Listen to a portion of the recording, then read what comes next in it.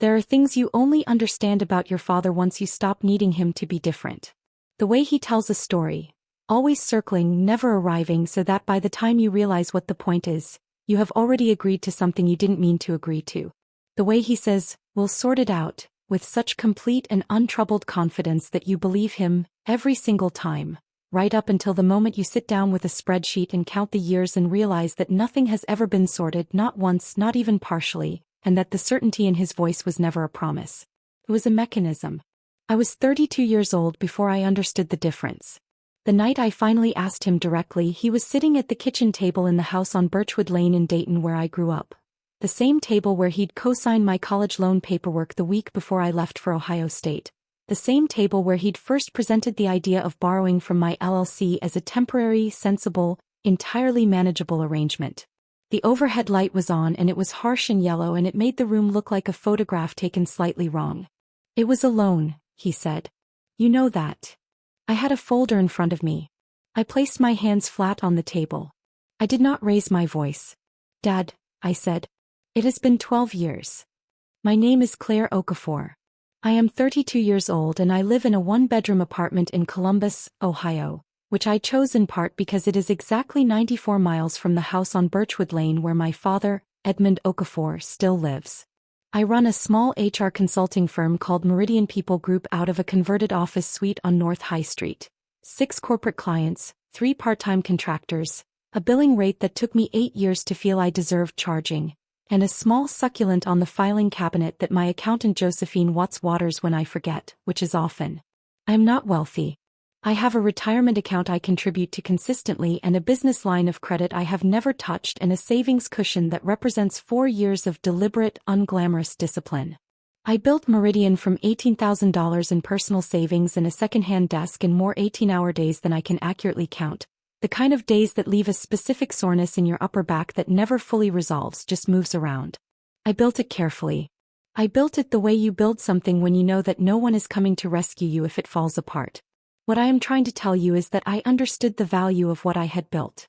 Which makes what I allowed to happen to it harder to explain, except that the person doing the taking was my father, and love is its own kind of accounting system, with its own logic that doesn't always survive contact with a spreadsheet. Before I tell you what I found in that attic, I want to ask you something. Have you ever lent money to someone you loved? Not given it, lent it with the full understanding on both sides that it would come back, and watched the debt slowly become invisible? Not forgiven. Just quietly erased from their version of reality, transaction by transaction, until the day you finally named the total out loud and watched their face arrange itself into surprise? Tell me in the comments. I read every single one. Edmund Okafor is 64 years old, broad-shouldered, with a laugh that fills a room completely and a memory that is selectively extraordinary. He can tell you the score of a Cleveland Browns game from November 1987 with the precision of someone who was there.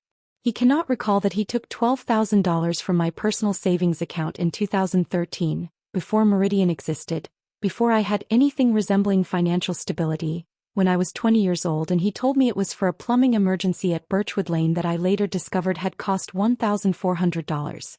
That $12,000 became the opening entry in a ledger I didn't know I was keeping. By 2018, when I formally incorporated Meridian People Group, the informal running total in my head was $38,500 across 9 separate transactions. Each one arrived with a reason. A car repair in March 2015. My Aunt Vera's hospital co-pays in 2016, which I gave without hesitation because Vera is kind and had done nothing wrong and was simply sick. 3 months of mortgage payments on Birchwood Lane in the winter of 2017 when Edmund's contracting work went quiet and the heating bill was overdue. I gave these things. Not always willingly, but I gave them. Because he asked in a way that made refusal feel like a referendum on whether I was a good daughter, and I had spent most of my life trying to pass that particular test. After the LLC formed, the requests changed shape. They became operational rather than personal. Cash flow gaps in a renovation project he was managing in Kettering. A materials deposit for a kitchen remodel where the client had delayed payment. A bridge loan just 30 days just while a check cleared. He asked me to route these through Meridian's operating account because it was cleaner, he said, easier to track. The first time I agreed, I told myself I was making a rational business decision. I was helping a small contractor with a temporary cash flow problem. I did this for clients sometimes. It wasn't so different. I said yes 11 more times over 4 years. My accountant Josephine Watts called me on a Tuesday morning in September and asked me to come into the office rather than taking the meeting by phone, which is always how you know the information is going to be significant. She had the transfer records pulled and organized by date, and she walked me through them with the careful, neutral expression of someone who has learned to deliver difficult financial news without adding her feelings to the pile. Total transferred from Meridian's operating account to accounts connected to Edmund Okafor. $94,340. Documentation of repayment. 0. Written agreement of any kind. 1 text message from August 2020 reading will pay back end of month promise, which had not been followed by payment or by any subsequent acknowledgement that the promise existed. Claire, Josephine said in the tone she uses when she needs me to hear something I already know but haven't said out loud yet. This is not in the LLC's interest. I know, I said. This is the kind of exposure that can... I know, I said again. I know. The drive from Columbus to Dayton on a gray October Saturday takes about an hour and 15 minutes on I-70 West when the traffic is reasonable. I have made that drive so many times that my body does it partly on autopilot. The specific merge near Springfield, the exit onto 35, the way Birchwood Lane looks in autumn with the oaks dropping leaves across the sidewalk in copper and rust-brown drifts. I made it the second Saturday of October with a folder on the passenger seat and my hands steady on the wheel and the particular calm that comes not from the absence of feeling but from having felt everything already alone over the previous 3 weeks, so that there was nothing left to surprise me. The house smelled like beef stew when I walked in. He only makes beef stew when he wants the evening to feel warm and uncomplicated. I recognized the smell for what it was immediately. He had been preparing for this conversation too. He had just been preparing differently. My younger sister Adiz was there, which I hadn't expected. She is 28, works as a pediatric nurse at Cincinnati Children's, and has always occupied a slightly different position in our family's economy than I have. Less has been asked of her and less has been given, and I do not resent her for this because it was not her choice. She hugged me at the door and held on an extra second the way she does when she knows something is wrong and doesn't want to say it directly, and she whispered, "He said you wanted to talk about business stuff," with a question in her voice that I did not answer. We ate dinner. Edmund told 3 stories, all of them long, all of them designed to establish a specific atmosphere of warmth and normalcy and shared history, the kind of atmosphere that makes a folder on the kitchen table feel out of place, which was exactly the point. The stew was good. It has always been good. He is a genuinely excellent cook, and this has never stopped being true even when other things stopped being true. After Adiz cleared the plates and moved into the kitchen, I opened the folder. "I need us to talk about Meridian's operating account," I said. "Specifically, $94,340 in transfers over 4 years, and $38,500 before that from my personal savings. Combined across 12 years. $132,840. I have documentation for all of it." Edmund looked at the folder. He did not reach for it. He looked at it the way you look at something you have been expecting and hoping would not arrive. "It was a loan," he said. "You've always known that." "Then I need the repayment plan in writing. Tonight." He leaned back. The overhead light caught the gray at his temples and the deep lines around his mouth, and he looked, in that particular moment, not like my father exactly, but like a man who had been carrying something heavy for a long time and was very tired of carrying it. "Your grandmother," he said slowly, "took every dollar I saved between 16 and 22. Every dollar." She did not ask. She did not explain. She simply took it and redistributed it, and when I asked her about it she told me that family money is family money and that I would understand when I was older. He paused. He picked up his water glass and set it down without drinking. "At least I asked you. At least I let you go to college first." I didn't scream. I didn't push back immediately. I looked at him across that table and I said very quietly, "I hear you." And then I said, "That doesn't make this okay." The attic was not planned. Adiz found me in the hallway at 10:30, after Edmund had gone to bed and the confrontation had dissolved into the specific exhausted silence of 2 people who have used up all their positions without arriving at resolution. She said, "Come look at something," and led me up the pull-down stairs to the attic, which smells like fiberglass insulation and old newspaper and the particular mustiness of objects that have been boxed and forgotten for decades. She had found the shoebox in August while clearing space for winter storage. It was pushed behind a broken box fan and 2 garbage bags of Edmund's old work clothes. The lid was taped shut with masking tape gone yellow and brittle. She had opened it, read enough to understand what it was, and then closed it and waited. Inside were 11 letters. Written in a handwriting I recognized only gradually, small, slightly backward-leaning, in blue ballpoint on paper that had gone soft and slightly translucent at the folds. The return address on each envelope was a street in Akron, Ohio. The name in the upper left corner was Margaret Okafor. My grandmother.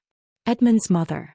Who died in April of 1999 when I was 8 years old and who exists in my memory primarily as a large, warm-smelling woman with hard candy in every cardigan pocket and a laugh that was quieter than Edmund's but somehow more certain. The letters were addressed to Edmund. They spanned 1983 to 1991, his late teenage years through his mid-20s, the years when he was working construction jobs in Akron before Ohio State, when he was saving money in a savings account at a local bank and watching it, apparently, move in ways he hadn't authorized. Margaret had kept a ledger. Not a formal one. Not a spreadsheet. But in the letters, carefully and in order, she had recorded every dollar she had taken from Edmund's savings account, with dates and amounts and the specific reason for each withdrawal. The plumber in November 1983. The electric bill in February 1985 that she had not been able to cover from her own account. His younger sister Felicia's school shoes in September of 1986. 2 pairs because Felicia had grown 2 sizes in one summer. Christmas 1985, when she had bought groceries on Edmund's money and called it an investment in the family's happiness. Car insurance in June 1988, borrowed and not repaid because by June of 1988 there was simply nothing to repay it with. The final letter was dated March 14, 1991. Edmund left for Ohio State in August of that year. She wrote, "I have gone back through everything I can remember and I believe the total is somewhere near $6,240. I know this is more than I told you at the time. I know that I told you some of it was temporary and some of it was for the family and some of it was just the way things work when money is tight and people who love each other share what they have. I am writing it down now because I want you to see that I saw it. I am not asking you to forgive me. I am only asking you to understand that I was trying to keep this family alive and I did not know another way to do it. I hope you find another way." I sat on the attic floor for a long time with that letter in my hands. The bare bulb above me threw amber light in a cone and left the corners of the attic in deep shadow. Dust moved slowly in the beam. Adiz sat beside me with her shoulder pressed against mine and neither of us spoke because there was nothing immediately useful to say. My grandmother had seen herself clearly. She had written it down. She had named the amounts and the reasons and the damage and she had asked her son to understand without asking him to forget. And her son had grown up and built a life, and somewhere in the decades between receiving those letters and becoming a father, had absorbed the lesson she'd been trying to warn him against. Had learned not find another way but this is how it is done when you need something and the people who love you are the only resource available. The pattern doesn't announce itself as a pattern. It just shows up at dinner wearing your father's face saying it was always alone. You know that, with the absolute conviction of a man who has told himself the same story so many times that the story has become for him the truth. I sat with that for a long time. Then I went home. The 3 weeks between the attic and the next decision were the hardest part. Not the confrontation, not the letters, not Josephine's spreadsheet. The 3 weeks of ordinary life in Columbus while I held all of it simultaneously and tried to figure out what kind of person I was going to be with the information I now had. I called Dr. Renee Adeyemi from the parking lot of a Kroger on a Wednesday morning when I was supposed to be buying groceries and instead sat in my car for 45 minutes watching other people push carts through the automatic doors while something heavy and wordless sat in the center of my chest. Dr. Adeyemi has been my therapist for 3 years. She has the particular quality of being useful precisely because she does not tell me what to feel, only helps me locate what I actually do feel underneath what I think I should. I found out he was taken from too, I said. In basically the same way. And it changes how I understand it. But I don't know if it changes what I have to do. Does understanding why someone hurt you make the hurt smaller? She said. No, I said. Does it change the amount owed? No. Then what is it changing? What it was changing, I eventually understood, was the texture of the grief. It changed what I was mourning. I was not mourning a father who had taken from me carelessly. I was mourning a father who had taken from me because he had been taught by example and by necessity that this was how families worked, that the resources of the people who loved you were communal property in moments of need, that the asking was a formality and the repayment was aspirational and the love was the only real currency that mattered. He had received 11 letters from his own mother explaining that this was wrong and had still not found another way. That is a more complicated grief than anger. It requires you to hold two things simultaneously, that he harmed you and that he was harmed first. That both of these are completely true. That neither one cancels the other out. I consulted an attorney named Priya Mehta, who practices out of a small firm in downtown Columbus specializing in small business disputes. She reviewed Josephine's documentation, the transfer records, the email chains in which Edmund referenced the money as the arrangement, the August 2020 text message, and she built a civil case that was, by her assessment, straightforward. The question, Priya said, is what outcome you want. I want the money back, I said. And I want him to understand what happened. I want both. She nodded. The first one I can guarantee, she said. The second one is yours to manage. I drove back to Dayton on a Friday in November with Adiz in the passenger seat. She had asked to come and I had said yes without deliberating because her presence at that table was going to matter. Not as a witness in any legal sense, but as the person in our family who had watched the longest without having been asked to participate, and whose quiet knowledge of the truth had value I couldn't fully articulate but felt. The kitchen table. Always the kitchen table. The furnace was running and the house smelled faintly of the cedar sachets my mother used to put in the linen closet before she left in 2009, which is a smell the house has somehow retained for 15 years, or which I have retained in my memory and project onto it every time I walk in. I put Priya's demand letter on the table. I put Josephine's transfer summary beside it, organized by date, clean and precise and incontestable. And I put Margaret's final letter in its original envelope in the center of all of it, the way you place something at the center of a table when you want it to be what the conversation is actually about. Edmund looked at the letter. He didn't touch it. Where did you find that? He said. The attic, Adiz said. In August. He picked it up slowly the way you pick up something fragile and he read it. I watched his face. I have spent 32 years learning to read my father's face and I have seen it do many things. Charm, deflect, perform remorse, perform confidence. But I had not seen it do what it did in that moment, which was simply absorb. He read the letter twice. He set it down with both hands flat. She kept a list, he said. She did. I didn't know she kept a list. I know. He looked at me. The overhead light was on again, yellow and slightly harsh. I kept telling myself it was different. What I did with you. That I asked. That I had every intention of paying it back. I know you told yourself that. I believed it, Claire. I know you did, I said. And I need you to sign the repayment agreement anyway. He was quiet for a long moment. The house ticked around us. The furnace cycling off, a branch against the window in the November wind, the small ordinary sounds of a house that has witnessed a great deal and recorded none of it. Everything I did, he said, and his voice was not defensive now, just tired, the way people sound when they have stopped performing and are simply speaking, was because I was trying to keep things together. I was not trying to take from you. I know that too, I said. Sign the agreement, Dad. He signed it. Adiz witnessed it. Priya filed a lien on Birchwood Lane as collateral the following Monday, which Edmund did not contest. 43 monthly payments beginning January 1st. The total, with Josephine's interest calculation for the LLC period, came to $101,200. I drove home that night in the dark on I-70 East, with the heater running and the radio off and Adiz asleep in the passenger seat by the time we reached Springfield. The highway was mostly empty. The fields on either side were invisible in the darkness, just flat black shapes against a slightly lighter sky. I thought about Margaret writing those letters. I thought about Edmund reading them and keeping them for 40 years in a shoebox in an attic and still not finding another way. I thought, the letters were the inheritance. The real one. Not the pattern. The record of the pattern and the attempt to name it and the small desperate hope that naming it might be enough to stop it. It wasn't enough for him. I'm trying to make it enough for me. 6 months later I drove past Birchwood Lane on my way to visit Adiz in Cincinnati. I don't know exactly why I took that route. It adds 20 minutes and I was already running late. But I slowed down when I got to the block and I looked at the house from the street without stopping. Someone had painted the front door dark green, which is not a color Edmund would have chosen. The oak in the front yard had lost its leaves and stood bare against a February sky the color of old dishwater. The house looked the same and also somehow different, the way things look when you have changed your relationship to them. Not smaller exactly but correctly sized. No longer requiring adjustment. The first payment had arrived in January. On time. No note. Just the transfer. I did not celebrate when I saw it.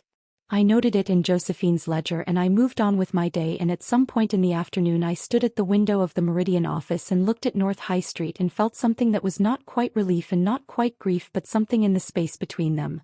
A settling, like a building that has been slightly off its foundation for years and has finally been shimmed level.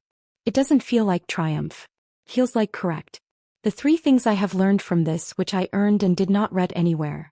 Understanding why someone hurt you is not the same as releasing them from accountability, and holding both of those things at once is the actual work that no one tells you about when they talk about setting boundaries. Stopping a pattern costs something real. Not just the conflict but the version of your relationship that existed before you named the truth, which is gone now and will not return in exactly that form. And the most complicated love is the kind where you can see clearly how someone became who they are and still require them to take responsibility for what they did. That love is not soft. It is the hardest thing I know how to do. I am Claire. I found the letters. I am still learning what it means to be the one who stops. Have you ever found out that the person who hurt you was hurt in exactly the same way, and had to decide what to do with that? Tell me in the comments. I read every single one.